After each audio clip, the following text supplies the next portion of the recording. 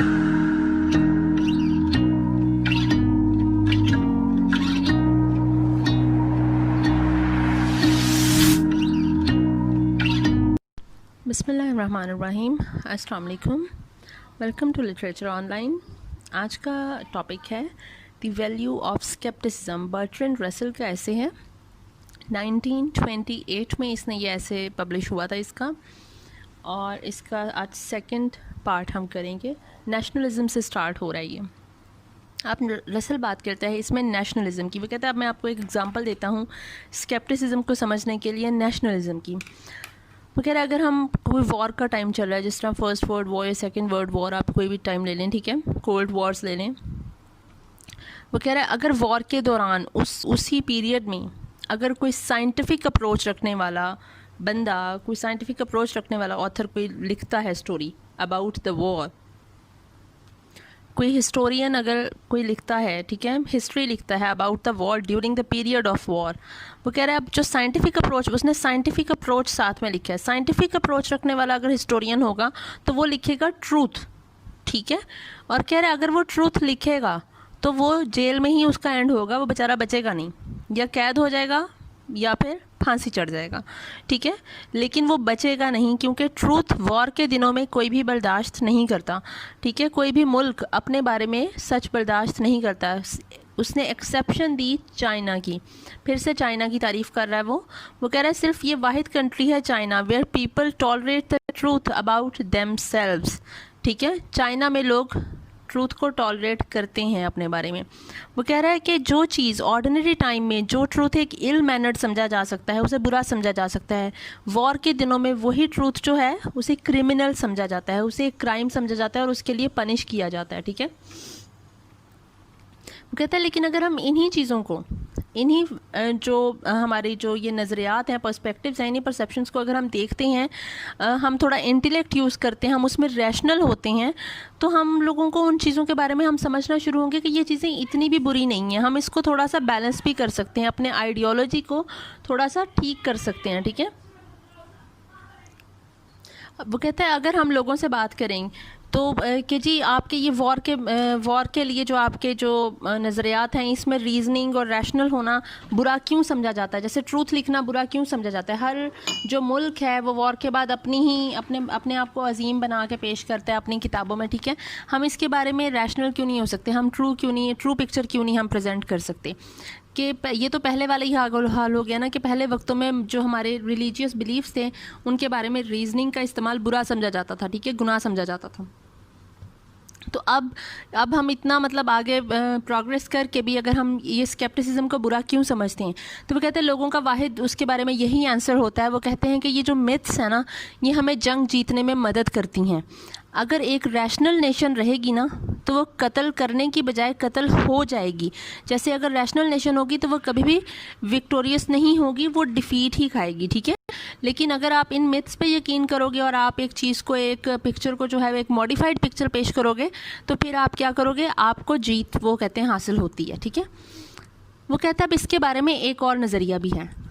अब ये एक और नज़रिया जो है ये क्वैकर का है, ठीक है, क्वैकर्स, ठीक है। ये इन्हें कहा जाता था सोसाइटी ऑफ फ्रेंड्स। क्वैकर्स जो है एक क्रिश्चियन एक ग्रुप है जिसको कहा जाता है society of friends.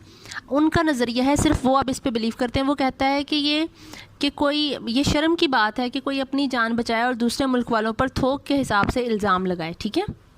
It is very shameful in saving one's skin by wholesale slander of foreigners in one, which so far as I know there has hitherto found no supporters among professional moralists outside the rank of Quakers. Quakers ने इस नज़रिए को believe किया कि आप अपनी जान बचाने के लिए, अपने आप को सही साबित करने के लिए दूसरे को ब्लेम करते हो, ठीक है। सोसाइटी ऑफ फ्रेंड्स कहा जाता है इन्हें। अब आगे जो रसल है वो बात करता है कि आपके जो इमोशंस हैं, आपके इमोशंस कॉजेज़ एक्शंस, ठीक है, वो किस तरह से करती हैं। अगर एक वो कह रहा है साइको एनालिस्ट है, वो आपकी पर्सनैलिटी को, आपके एक्शंस को एनालाइज कर रहा है, ठीक है। तो वो अब इस तरह के, वो कहता है कि अगर हम इसकी एक एग्जांपल लेते हैं कि एक आदमी है, उसके साथ किसी ने बुरा सलूक किया है, ठीक है, इंसल्ट किया, ह्यूमिलिएट किया है उसको, तो वो अपनी एक सोच बना लेता है कि मैं तो कोई बहुत ही बड़ा आदमी था, मेरे साथ तो बड़ा बुरा सलूक हो गया। इसने कहा है किंग ऑफ इंग्लैंड, कि अगर वो अपने आप को किंग ऑफ इंग्लैंड अगर समझ रहा है कि मैं तो किंग ऑफ इंग्लैंड था, मैं तो कोई बहुत ही आला किस्म का इंसान था और मेरे साथ बहुत बुरा सलूक हो गया, ठीक है, और मैं इस तरह का बिहेवियर और एटीट्यूड जो है, ट्रीटमेंट मैं डिज़र्व नहीं करता था। अब वो ये इस तरह से ये उसकी एक गलत फहमी, ये ऐसी डिल्यूजन में होता है कि जिससे किसी और को तो कोई फ़र्क नहीं पड़ता, ठीक है, कोई उस मैटर नहीं करता उनके लिए कि वो क्या सोच रहा है क्या नहीं कर रहा। अगर वो ज़्यादा आगे निकलता है तो वो उसको या तो अवॉइड करते हैं, उसको इग्नोर कर देते हैं, या फिर उसको कहीं पे बंद कर देंगे, लॉक कर देंगे, ज़ंजीरों में बांध देंगे, ठीक है। लेकिन अगर वो अपने आप को बड़ा आदमी कह करके मैं कोई बहुत बड़ा आदमी था, मैंने ये मतलब एक पागलपन का रवैया ना इख्तियार करे, बल्कि वो अपने तबके या अपने मज़हब की बड़ाई बयान करना शुरू कर दे, ठीक है। वो कहे कि मैं, जैसे अगर एक मुसलमान के साथ कोई क्रिश्चियन या कोई हिंदू बुरा कर देता है, तो बजाय इसके वो ये कहना शुरू करे कि मैं बड़ी कोई चीज़ था और मेरे साथ गलत काम हो गया, तो लोग उसको इग्नोर कर देंगे। लेकिन अगर वो कहेगा मैं मुसलमान था और मेरे साथ किसी हिंदू ने बुरा कर दिया, कोई हिंदू के मैं हिंदू था और मेरे साथ किसी मुसलमान ने बुरा कर दिया, तो वो क्या होगा, आपकी इमोशनल और रिलीजियस अटैचमेंट जो है, वो आपके जो अटैचमेंट होती है, तो आपके साथ डिफरेंट वो लोग जो हैं वो शामिल हो जाते हैं, आपके सपोर्टर्स बन जाते हैं लोग, ठीक है। और ये एक पॉलिटिकल या रिलीजियस वो लीडर बन जाता है और वो बाकी लोग उसको सपोर्ट कर रहे होते हैं, ठीक है। अब उसके जो ओपिनियंस हैं, उसकी जो आइडियोलॉजी है, वो अभी किसी बाकी लोग जो उसके ऑपोजिट हैं उनके लिए मैटर नहीं करती है। वो कह रहा है ये एक ऐसा ही हिसाब हो जाता है जिस तरह से पागल खाने में होता है कि हर पागल का अपना एक अलग नज़रिया होता है। कोई एक पागल जो है वो कुछ पागलों को अपने साथ मिला के एक लीडर बना फिर रहा होता है और बाकी कुछ अलग से होते हैं। तो ये जो अभी सोसाइटी में हो रहा है, ये कुछ इसी तरह से हो रहा है कि हर एक वो ग्रुप्स बने हुए हैं छोटे छोटे और इस तरह से, और कोई एक उनको लीड कर रहा है अपनी आइडियोलॉजी को लेकर, ठीक है। उसने अपने सपोर्टर्स बनाए हुए और बाकी उसके पीछे लगे हुए हैं, ठीक है। वो कह रहा है कि अगर तो वो पागल एक ही रहता, वो अपनी बड़ाई बयान करता रहता, तो फिर तो उसको कंट्रोल करना बड़ा आसान था। लेकिन जब उसके साथ सपोर्टर मिल जाते हैं, एक ग्रुप बन जाता है, तो उनको कंट्रोल करना मुश्किल हो जाता है, ठीक है, क्योंकि वो सब पागल जो हैं वो एक ही डिल्यूजन का शिकार हैं, ठीक है। और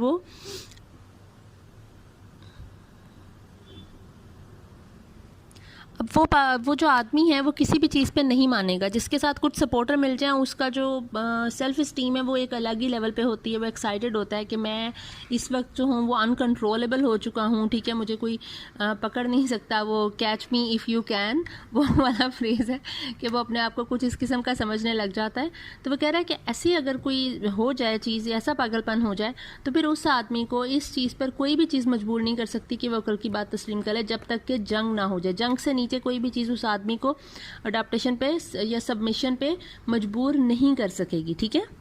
वो कह रहा है इस मामले में इंटेलेक्चुअल फैक्टर्स जो हैं, उनके ह्यूमन बिहेवियर पे दो तरह के इम्पैक्ट होते हैं कि आपके जो बिहेवियर्स हैं उसमें जहानत का या इंटेलेक्ट का क्या किरदार है, ठीक है। अब यहाँ पे वो बात कर दे, ये आपके इंस्टिंक्ट, हैबिट और बिलीफ, उनकी बात करेगा। अब यहाँ पे वो कह रहा है कि impact of intellectual factors on human behaviour वो क्या है।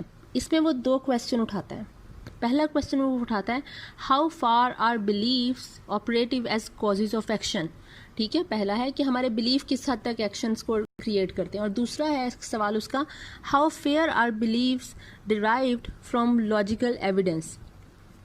How far are beliefs derived, कि कहाँ तक हमारे जो बिलीव्स हैं वो उनके पीछे कोई लॉजिकल एविडेंस भी है कि नहीं है, ठीक है। तो वो जो पहला सवाल है उसका वो आंसर करता है। तो वो कहता है कि अब मैं आपको इसकी एग्जांपल बड़ी आसान सी दूंगा आपकी डेली लाइफ से। How far are beliefs operative as causes of actions, कि हमारे बिलीफ का क्या किरदार है हमारे आमाल में, ठीक है। वो कह रहा है अब इंसान एक उठता है, उठ के खाना खाएगा, ब्रेकफास्ट करेगा, ट्रेन पकड़ेगा, न्यूज़पेपर पढ़ेगा और ऑफिस चला जाएगा। ये सब कुछ वो बिलीफ पे नहीं कर रहा, ये सब कुछ उसकी रूटीन का हिस्सा है, ये सब कुछ वो एक हैबिट में कर रहा है, ठीक है। It has become his habit, ठीक है। कहता है फिर चॉइस ऑफ ऑफिस जॉब जहाँ तक आती है कि उसने कौन सी जॉब जो है वो चूज़ करनी है, किस ऑफिस में जाना है, यहाँ पे आपका बिलीफ एक रोल प्ले करता है, ठीक है। आपका बिलीव कि आप किस काबिल हो, आपको किस कैपेसिटी की जॉब मिल सकती है, आप क्या जॉब डिज़र्व करते हो, किस ऑफिस में जाना डिज़र्व करते हो, किस फील्ड में जाना चाहते हो, दैट इज़ योर बिलीफ। आपका जो चॉइस ऑफ करियर है उसमें बिलीफ आपका रोल प्ले कर रहा है, लेकिन आपकी जो रूटीन की एक लाइफ चल रही है उसमें बिलीफ नहीं बल्कि हैबिट काम कर रही है, ठीक है। वो कह रहा है ये बिल्कुल ऐसे ही है हैबिट आपकी, जिस तरह एक डॉग्स जो है, एक डॉग आप रखते हो, पेट रखते हो, तो वो रूटीन में आकर जब आप उसको सिखा रहे हो चीज़ें तो वो लर्न कर लेता है कि किस तरह से मैंने बताना है कि मुझे भूख लगी है, मैंने खाना खाना है, या फिर वो थैंक्स कहता है खाना खाने के बाद, या फिर उसे किसी चीज़ की और की ज़रूरत है, तो वो डॉग जो है उसके अकॉर्डिंगली बिहेव करता है, ठीक है। It has become his habit, dog की हैबिट बनी हुई है। वो कह रहे हैं हाँ, लेकिन अब बात आती है आपके करियर के बाद, आप जो इंसान जो है वो आप अपने लिए किसी लड़की का चूज़ जो है वो आप करते हो, ठीक है। आपकी जो चॉइस ऑफ गर्ल है फॉर मैरिज वो आपके इंस्टिंक्ट और आपके बिलीफ दोनों के अकॉर्डिंगली होगी। यहाँ पे आपका बिलीफ भी काम करेगा और आपका इंस्टिंक्ट भी। इंस्टिंक्ट इस चीज़ में काम करेगा कि क्या वो लड़की रिच है या नहीं है, क्या आप अपना मतलब फाइनेंशियली अपने आप को सिक्योर करना चाह रहे हो, तो आप देखोगे कोई अमीर भी हो लड़की, ठीक है, बैकग्राउंड अच्छा हो एंड ऑल दैट, पढ़ी लिखी हो, अगर आपने अपनी जो जनरेशन है आगे जो नस्ल चलानी है वो पढ़ी लिखी चलानी है, आपको अगर लड़की पढ़ी लिखी हो, आपका बिलीफ काम करेगा। आपका बिलीफ वो उस तरह से होगा कि आप रिलीजियस उसके कुछ ट्रेट्स देखोगे, मुसलमान में शादी कर लें, ठीक है, क्रिश्चियन में शादी कर लें, इस किस्म की चीज़ें आप देखोगे, ठीक है। यहाँ पे आपका बिलीफ और आपके इंस्टिंक्ट दोनों रोल प्ले कर रहे हैं। और जहाँ पे अब आपकी बात आती है वो कहते हैं कि आपने अपने बच्चों को स्कूल एडमिशन करवाना है, वहाँ पे टोटली बिलीफ काम करता है। आप देखोगे कौन से स्कूल अच्छे हैं, कौन से आपके रिलीजन के अकॉर्डिंगली हैं, कौन से रिज़ल्ट अच्छा दे रहे हैं, आप पूरी अपनी एक रिसर्च करके एक आपका बनेगा सॉलिड बिलीफ होगा, आप उसके हिसाब से आप अपने बच्चे का एडमिशन करवाओगे कि ये अच्छा स्कूल है, ये बुरा स्कूल है, इस तरह से आपके, ठीक है, एक अपनी मेजर्स होंगी, ठीक है। कहते हैं अगर आपकी जो वाइफ है वो अनफेथफुल निकलती है, ठीक है, सपोजिडली अगर वो अनफेथफुल है, तो आप अपने इंस्टिंक्ट पे काम करोगे। Instinct will be guided by your beliefs. करोगे आप इंस्टिंक्ट पे काम, अगर वो अनफेथफुल है या कोई सीन, आपने किस तरह से रिएक्ट करना है उस चीज़ को, लेकिन आपके इंस्टिंक्ट जो है वो आपके बिलीव के अकॉर्डिंगली काम कर रहे होंगे उस वक्त, ठीक है। लेकिन वो कहता है जो आपके बिजनेस डिसीजंस हैं वो आपके बिलीफ और बिजनेस डिसीजन किस किस्म के उसने कहा है कि जैसे आपको कुछ लोगों पर यकीन होता है कि इस बंदे के साथ मैं काम करता हूँ तो मुझे प्रॉफिटेबल होता है, या ये बंदा मेरे साथ सिंसियर है, ये ऑफिस का काम अच्छे तरीके से करता है, कोई डंडी नहीं मारता, ठीक है। या फिर आपको कुछ प्रोडक्ट्स पे यकीन होता है कि मैं इन पे अगर इन्वेस्ट करूँगा तो मुझे अच्छा जो है वो प्रॉफिट मिल जाएगा, मुझे लॉस नहीं होगा, ठीक है। आपका बिलीफ कुछ सर्टन एम्स पे कि मैं इतना एम रखता हूँ, इतनी बिड करता हूँ या क्या करता हूँ तो मुझे मुनाफा होता है और इस पर मुझे लॉस होता है, ये आपके बिलीव्स हैं जो आपको एक सक्सेस देते हैं बिजनेस में, और ये आपके मतलब बिलीफ इसमें रोल प्ले कर रहा है, ठीक है। आपके जहाँ तक रिलीजियस और पॉलिटिकल एक्शंस हैं वो तो टोटली आपके जो हैं वो अकॉर्डिंग टू योर बिलीव्स होते हैं, ठीक है, वो डिपेंड ही करते हैं आपके बिलीफ पे। तो रसल इसके बारे में कहता है although beliefs are not directly responsible for more than a small part of our actions, the actions for which they are responsible are among the most important. वो कह रहे हैं इन सब चीज़ों से मतलब एक चीज़ तो आपकी हैबिट है ना, वो जो आपकी ज़िंदगी गुजर रही है वो आपकी हैबिट है, रूटीन बन चुकी है, लेकिन आपकी शादी, आपके बिजनेस डिसीजंस, ये जो है आपके स्कूल, बच्चों का स्कूल, ये आपके बिलीव्स पे काम कर रहा है, ठीक है। वो कह रहा है जो आपके बिलीव्स हैं वो आपके एक्शंस को बहुत कम गाइड कर रहे हैं, लेकिन जितना रोल प्ले कर रहे हैं आपकी ज़िंदगी के सबसे अहम जो एक्शंस हैं, आपकी ज़िंदगी के जो सबसे अहम फैसले हैं वो आप बिलीव्स पे करते हो, हैबिट पे नहीं करते, ठीक है। वो आपकी हैबिट नहीं होते, वो आप अपने बिलीव के हिसाब से करते हो। अब वो दूसरे सवाल की तरफ आता है। वो कहता है दूसरे सवाल को मैं दो हिस्सों में डिवाइड करूँगा। पहला जो पार्ट है वो कहता है how far are beliefs in fact based upon evidence. पहला जो पार्ट उसने बनाया है अपने दूसरे सवाल का वो ये है कि हमारे जो बिलीव्स हैं वो एविडेंस पे कितना बेस करते हैं, क्या एविडेंस है उसके पीछे। वो कह रहा है the extent to which beliefs are based on evidence is very much less than believers suppose. कि ये जो एविडेंस पे बिलीव करता है ना, बेस करता है, ये जितना हम सोच रहे हैं उससे बहुत कम है, ठीक है। वो कह रहा है अब हम सोचें इन्वेस्टमेंट जो हमने किसी ने करनी है, इन्वेस्टमेंट करनी है किसी में स्टॉक मार्केट में, तो ये हमारा टोटली रैशनल डिसीजन होता है। हम देखते हैं कि कोई चीज़ लॉस में जा रही है या फिर जो है वो प्रॉफिट में जा रही है, ठीक है। जब हमने इन्वेस्ट करना होता है किस तरह से कंपनी चल रही है, हम उसके फ्यूचर देखते हैं कि अभी अगले महीने तक या अगले 6 माह तक क्या सीन है, किस तरह से प्रोग्रेस करेगा, ठीक है। अब अक्सर आपने एप्पल में अगर इन्वेस्ट करना है तो अब आईफोन 12 अब जैसे आना है, ठीक है, तो now is the right time कि अब आप एप्पल में इन्वेस्ट करोगे तो आईफोन 12 जब आएगा तो ऑटोमेटिकली आपका जो प्रॉफिट है वो डबल हो जाएगा, ट्रिपल हो जाएगा। एप्पल बहुत बड़ी कंपनी है और आपको जो है वो स्टॉक उसी हिसाब से इस पर प्रॉफिट आता है, ठीक है। वो कह रहा है लेकिन जहाँ तक बैंकरप्सी की अगर हम बात लेते हो तो बैंकरप्सी जो है वो आपकी ज़्यादातर होती है आपके सेंटिमेंटल फैक्टर्स जो हैं वो उसको उस पर इफ़ेक्ट करते हैं बैंकरप्सी। वो क्यों? अक्सर आप इमोशनल होकर डिसीजंस ले लेते हो कुछ, ठीक है। आपके कुछ सेंटिमेंट्स होते हैं किसी चीज़ के साथ, किसी कंपनी के साथ, किसके साथ मैंने इतने साल काम किया, चलो अब मैं कोई बात नहीं थोड़ा सा रिस्क ले लेता हूँ इस बंदे के साथ, नहीं इस कंपनी के साथ, मैंने इतने साल जो काम किया है, तो अगर वो लॉस में जा रही है आप उस बेचारे के लॉस नहीं देखोगे, आप अपना रिस्क ले लोगे और आपका भी लॉस हो जाएगा, आप बैंकरप्ट हो जाओगे। इसी तरह कुछ इस तरह से डिसीजंस होते हैं जो आप ले लेते हो, सेंटिमेंटल हो जाते हो, सेंटी हो जाते हो और आप डिसीजंस ले लेते हो और वो आपको फिर वो कहता है वो बैंकरप्सी उसका जो है वो रिजल्ट होती है, ठीक है। कहता है जहाँ तक बात आती है आपके पॉलिटिकल ओपिनियंस की are rarely based on evidence. वो कह रहा है आपके जो पॉलिटिकल ओपिनियन है ना वो तो बहुत ही कम आप समझो कि एविडेंस पे होते हैं, वो तो टोटल आप जो है वो इमोशन पे चल रहे होते हो ना, आप बिल्कुल सेंटी होते हो। वही पहले वाली मिसाल है नून लीग और पीटीआई की, ठीक है, कि आप एविडेंस पे तो चल ही नहीं ना रहे। आपके पास अपने आप को सही साबित करने के लिए आपके पास बहुत से एविडेंस होंगे जिसको दूसरा बंदा फॉल्स भी प्रूव कर देगा, लेकिन आपको यकीन नहीं आएगा उस पर, ठीक है। हाउएवर वो कहता है civil servants are forbidden to obey. जो सिविल सर्वेंट्स हैं, अब जिस तरह पुलिस होगी या आर्मी होगी, लेकिन उन बेचारे का अब वो हों किसी के भी साथ, किसी भी पॉलिटिकल पार्टी के हों, लेकिन उनको ओबे करना पड़ेगा जो उनका बॉस होगा, वो जिस भी पार्टी का होगा, ठीक है, वो सिविल सर्वेंट्स को करना पड़ेगा।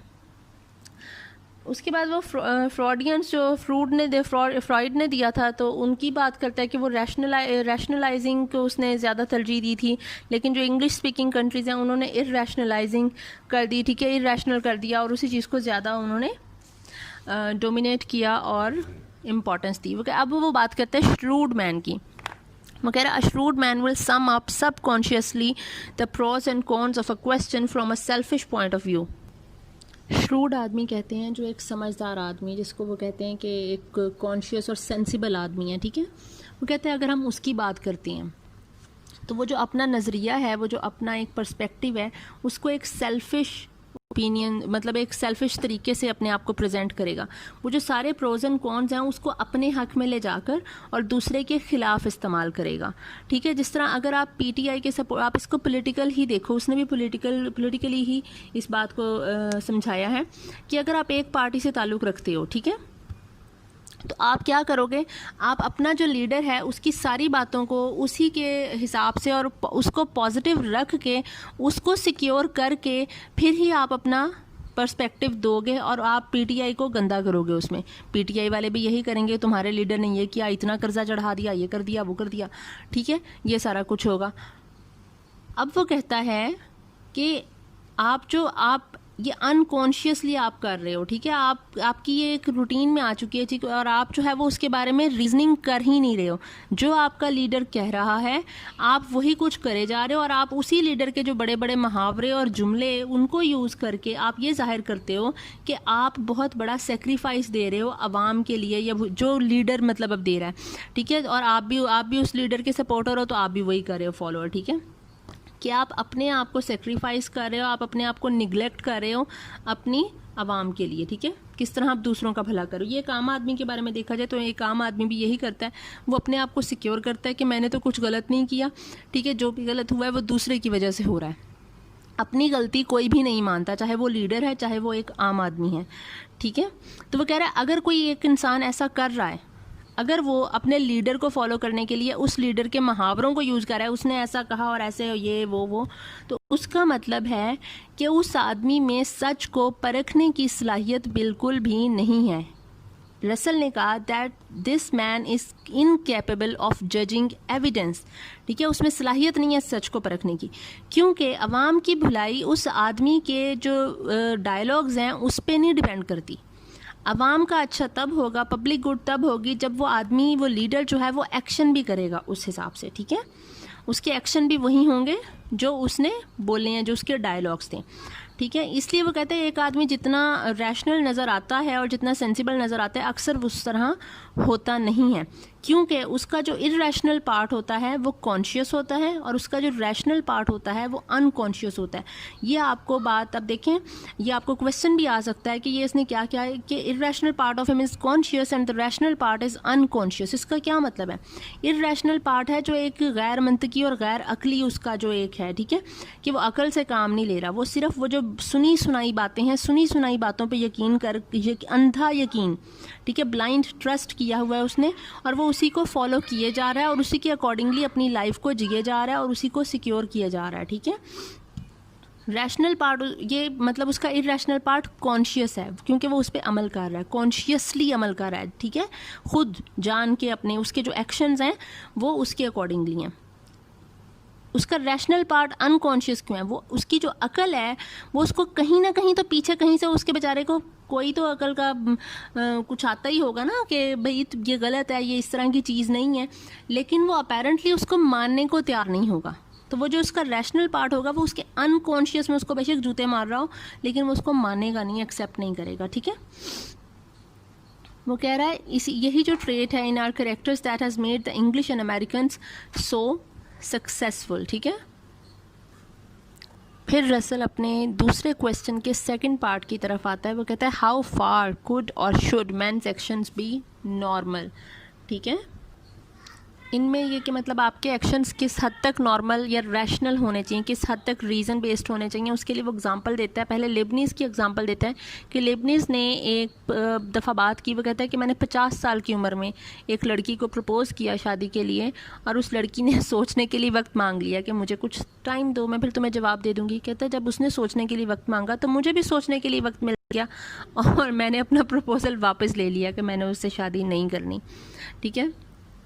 अब रसल कहता है कि उसका ये जो एटीट्यूड था, जो रिएक्शन था लेबनीज़ का, वो बहुत ही ज़्यादा रैशनल था, ठीक है, रीज़न बेस्ड था कि उसकी इतनी उम्र हो गई थी और उसने शादी के लिए मतलब उसने अपनी पेशकश वापस ले ली, तो चलो किसी हद तक अच्छा। कहता चलो मैं उसकी तारीफ़ नहीं करता। फिर वो दूसरी बात करता है, वो कहता है चलो अगर शेक्सपियर की बात करें तो शेक्सपियर कहता है the lunatic, the lover and the poet together as being of imagination all compact. Shakespeare ने एक लवर, एक ल्यूनेटिक और एक पोइट को एक ही चीज़ कहा, ठीक है, कि ये एक ही हैं। तो रसल उसके बारे में बात करता है क्या ऐसा नहीं हो सकता कि हम जो हैं वो पोइट और लवर जो हैं वो तो एग्जिस्ट करें लेकिन ल्यूनेटिक को हम इसमें से निकाल दें, क्योंकि ल्यूनेटिक जो है वो हम में से वो ख़राब करता है। कहते हैं लेकिन एक और भी बात है कि अगर हाँ ये तीनों एक दूसरे से इस हद तक जुड़े हुए हैं, the lover, the lunatic and the poet, कि अगर हम एक को इससे निकाल देंगे तो वो चीज़ जो पूरा सिस्टम है वो ख़राब हो जाएगा, ठीक है, वो बाकियों को भी उसमें से ख़राब कर देता है, ठीक है, सारों को रून कर देता है, डिस्ट्रॉय कर देता है, ठीक है। वो कहता है क्योंकि हम में एक सर्टन एनर्जी होती है हर इंसान में, हर इंसान अपने अंदर ही कुछ पोइट जैसे कुछ आर्ट होता है, उसके अंदर आर्टिस्ट होता है, वो पोइट होता है, लवर होता है, ल्यूनेटिक होता है। हर इंसान की अपनी एक एनर्जी होती है। उस एनर्जी को एक्सप्रेस करने का कोई तरीका आपको ज़रूर ढूंढना चाहिए और हमें मिलना चाहिए। या तो आप उस एनर्जी को आर्ट के थ्रू एक्सप्रेस करो, अपने अंदर से निकालो बाहर, ठीक है, एक्सप्रेस करो अपने आप को अपने आर्ट के थ्रू, पेंट करो, म्यूज़िक, एक्टिंग, किसी भी तरीके से, किसी भी आर्ट के थ्रू, ठीक है। या फिर आप जो है वो किसी से बहुत ज़्यादा मोहब्बत करो, या फिर आप किसी से पागलों की तरह नफ़रत करो। ये तरीके हैं जिससे आप अपने जो अंदर के पोइट, लवर और ल्यूनेटिक को बाहर निकाल सकते हो, ठीक है। फिर रसल बात करता है कि जो कंट्रोल है ना, हमने जो अपना कंट्रोल अपने एक बॉडी में दिया हुआ है, फिज़िकल या इमोशनल कंट्रोल है, वो हमने गलत चीज़ों पे लगाया हुआ है। मतलब हमने गलत चीज़ों को रिस्ट्रेंट किया हुआ है, सही चीज़ों को रिस्ट्रेंट किया हुआ है और गलत चीज़ों को हमने खुला छोड़ा हुआ है। Control has been applied to the things which should be free, कि जो सही चीज़ें हैं जो आज़ाद होनी चाहिए उनको हमने रिस्ट्रेंट कर दिया, कैद कर दिया। While envy, cruelty and hate sprawl at large with the blessings of bishops, जबकि जो हमारा हसद और क्रूएल्टी, जुल्म है, और हमारी जो नफ़रत है उसे हमने खुला छोड़ दिया, और उसको जो है वो कौन ब्लेस कर रहा है? हमारी हसद और नफ़रत को ब्लेस कर रहे हैं हमारे जो रिलीजियस स्कॉलर्स हैं, बिशप्स हैं, ठीक है, मौलाना हैं, मंदिर वगैरह जो भी हैं, ठीक है, वो कर रहे हैं। अब वो कह रहा है instinctive apparatus consist of 2 parts. अब जो हमारा इंस्टिंक्टिव अपरेटस है वो कह रहा है इसके 2 पार्ट हैं, ठीक है, मतलब हमारी जो फितरत है, इंस्टिंक्टिव का मतलब है जो हमारी फितरत है, जो हमारी नेचर है, इसको इसने 2 पार्ट्स में इसने डिवाइड किया है, ठीक है। पहला पार्ट है वो जिसमें 1 tend to further our own life and our descendants, मतलब जिसमें हम अच्छा सोचते हैं अपनी ज़िंदगी को प्रोग्रेस की तरफ ले जाने के लिए, और जो हमारी आगे नस्ल आनी है, हमारी जो न्यू जनरेशन आनी है, हम अपनी और उनकी प्रोग्रेस का सोचते हैं कि वो हमसे ज़्यादा बेटरमेंट की तरफ जाएं, ठीक है। ये वाला जो पार्ट है इसमें आपका जो खुशी है ज़िंदगी में, आपकी मोहब्बत और आर्ट, इसमें ये सब शामिल होता है। It consist of Joy of life, love and art, and the conventional morality suppresses it. जो आपकी कन्वेंशनल मोरालिटी है, मतलब जो आपने खुद एक बनाई हुई है एक चीज़, आपने आपके राइट्स और रॉन्ग्स को आपने खुद एक बनाया हुआ है, ठीक है, क्रिएट किए हुए, तो वो इसको सप्रेस करेगी, क्योंकि वो कहीं ना कहीं इसके खिलाफ जाएगी कि नहीं ये तुम गलत हो, ऐसे नहीं करना चाहिए, वैसे नहीं करना चाहिए। लेकिन जो ट्रू मोरालिटी है वो इस चीज़ को इनकरेज करती है, क्योंकि ट्रू मोरालिटी कहती है लिव एंड लेट लिव, अब खुद भी जियो और जीने दो भी लोगों को, ठीक है। अब जो ये इंस्टिंक्टिव ऑपरेटर्स, जो आपकी फितरत का दूसरा हिस्सा है, वो फितरत का दूसरा हिस्सा क्या करता है? वो टेंट टू थॉट the lives of supposed rivals, वो सिर्फ अपने दुश्मन को तबाह करने के बारे में ही सोचता है, ठीक है। वो आप किसी का अच्छा भी नहीं, आप अपना अच्छा भी नहीं सोचोगे, किसी का अच्छा भी नहीं सोचोगे, ठीक है। अगर आप किसी के बारे में अच्छा नहीं सोच सकते तो आप अपने बारे में भी कभी अच्छा नहीं सोच सकते। तो ये वाला हिस्सा जो है ये दूसरे को तबाही की तरफ लेके जाएगा, जो इवेंचुअली आपको भी तबाह कर देगा। इस हिस्से में इंक्लूड होते हैं कॉम्पिटिशन, पैट्रियोटिज्म एंड वॉर, ठीक है। उसके बाद कन्वेंशनल मोरालिटी जो है वो इस वाले हिस्से को, हमारी इस फितरत के इस हिस्से को हमें इनकरेज करती है। कन्वेंशनल मोरालिटी इसका साथ देती है, लेकिन जो ट्रू मोरालिटी है वो इसको सप्रेस करती है। ट्रू मोरालिटी कहती है कि ये गलत है, ये नहीं करना चाहिए। मगर अब आप ये देख लेना कि हमारी जो डीलिंग हमारे जो प्यारों के साथ होती है, जिनसे हम मोहब्बत करते हैं, जो हमारे रिश्तेदार, बहन भाई, माँ बाप होते हैं, loved ones are based on instincts. हम उनसे इंस्टिंक्ट्स मतलब जो है ना, हम अच्छे तरीके से मिलते हैं। लेकिन जो हमारे राइवल्स होते हैं, हमारी जो डीलिंग्स उनके साथ होती हैं, आर बेस्ड ऑन रीज़न। हम अपना मकसद और मतलब देखकर ही किसी राइवल से मिलेंगे, वरना हम नहीं मिलेंगे। तो अब रसल जो है वो एंड पे एक आइडिया ऑफ मोरालिटी की तरफ जाता है। कहता है मैं किसी यूटोपियन सोसाइटी की बात नहीं करता कि कोई यूटोपियन सोसाइटी बना लेते हैं जहाँ पे सब कुछ परफेक्ट हो, बिकॉज आई नो कि nothing can be perfect at all, ठीक है। परफेक्शन लाना इतना आसान नहीं होता, लेकिन मैं एक आइडिया ऑफ न्यू मोरालिटी देता हूँ जो कन्वेंशनल मोरालिटी और ट्रू मोरालिटी दोनों से अलग है। वो कहता है we could begin to build a new morality not based on envy and restriction but on the wish for a full life and the realization that other human beings are a help and not a hindrance when once the madness of envy has been cured। वो कहता है किसी utopian society की बात नहीं करते, कोई बात नहीं करते, ना हम कन्वेंशनल मोरालिटी की बात करते हैं, ना हम ट्रू मोरालिटी की बात करते हैं। सिर्फ एक बात सोच लें कि इस दुनिया में जितने भी लोग हैं, हर इंसान आपके लिए किसी ना किसी तरह हेल्प ही साबित होगा। आप अपने अंदर से हसद और जलन को अगर निकाल देंगे तो आप ये देखेंगे कोई भी इंसान आपके राह में रुकावट नहीं है, ठीक है। हर इंसान किसी ना किसी तरह आपके लिए हेल्पफुल है। हर इंसान की जो एग्जिस्टेंस है वो आपके लिए भी हेल्पफुल है, और सोसाइटी के लिए भी, और अर्थ के लिए भी, वर्ल्ड के लिए भी हेल्पफुल है। हर इंसान अपना एक रोल प्ले करने के लिए आया है, वो आपके रास्ते में रुकावट बनने नहीं आया। हर इंसान अपना एक रोल प्ले कर रहा है इस दुनिया में, उसने अपना वो रोल प्ले करना है, ज़िंदगी जीनी है और चले जाना है। अगर आप एक इस चीज़ पर यकीन कर लेंगे तो वो कहता है कि ये जो दुनिया जो है ये पैराडाइज़ बन जाएगी, और ये पैराडाइज़ में कन्वर्ट हो जाएगी, आपकी ज़िंदगी में मुश्किलात ख़त्म हो जाएंगी। तो आई होप आपको ये समझ आ गया होगा रसल का ऐसे on the value of scepticism. अगर कोई प्रॉब्लम हो you can ask me in comments. Thank you so much.